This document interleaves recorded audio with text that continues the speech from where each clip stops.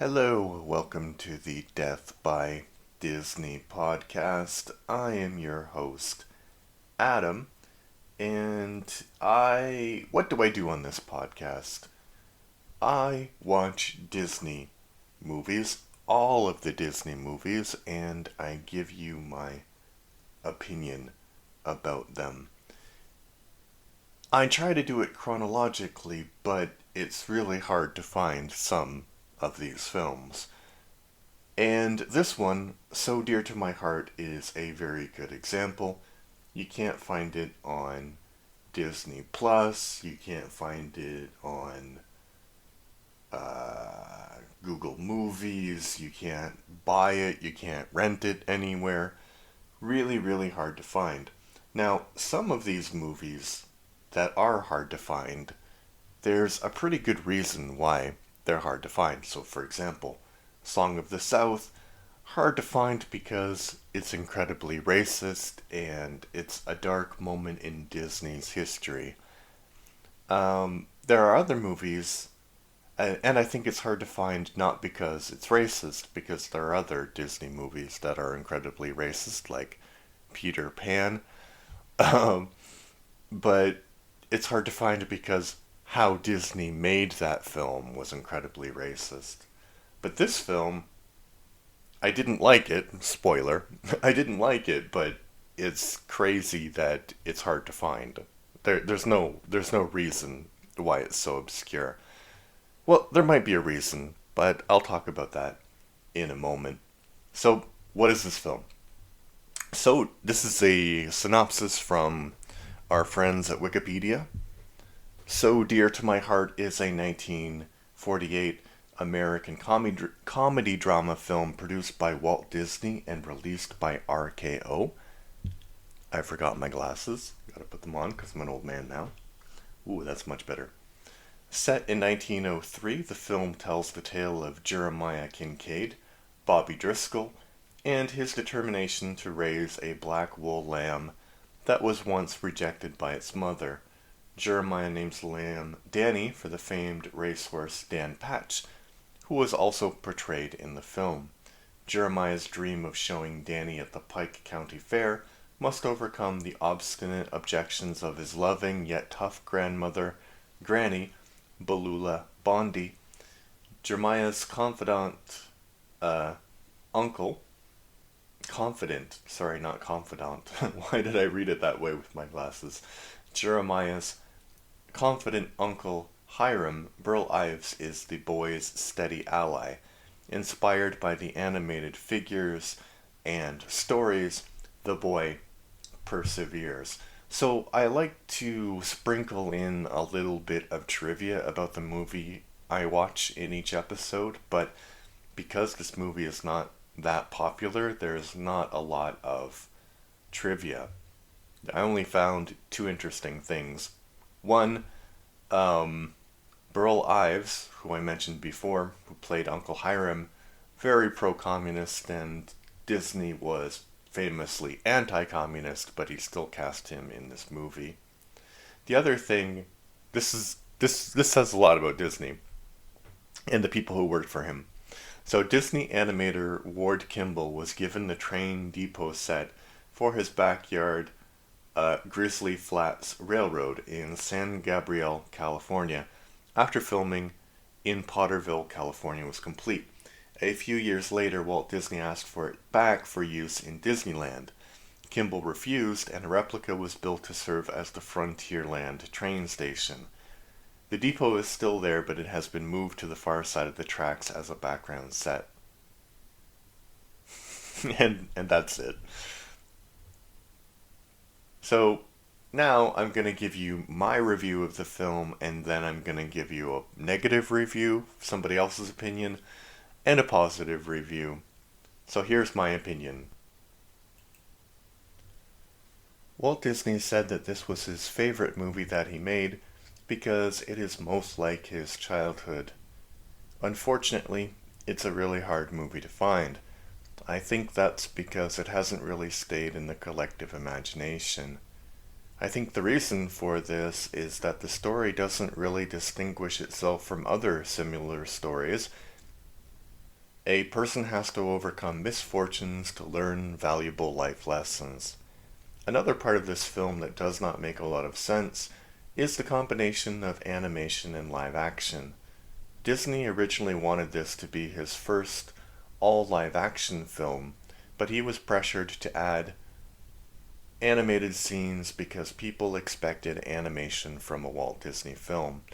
The animation is a little bit confusing. It's not like the combination of live action and animation in his previous films. It just interrupts the flow of the movie. So, should your kids watch it? I think it's not worth the effort it's going to take you to find to watch it. So that was my opinion, and normally at this time I give a negative review from the Internet Movie Database and a positive review. But I do have to say, on the Internet Movie Database, there are only 24 reviews of this film, and the most negative is mine. So yay! So I just read the most negative review. But what do other people think who have negative opinions about it? This is called Old Disney is Old Disney by Eguth27 from April 2019. I'll keep it short. The movie makes sense, it has an easy to follow plot, a good lesson, and is nearly the same as other live action Disney films made at the time. It's well done, but it isn't really my cup of tea, nor is it anything necessarily special.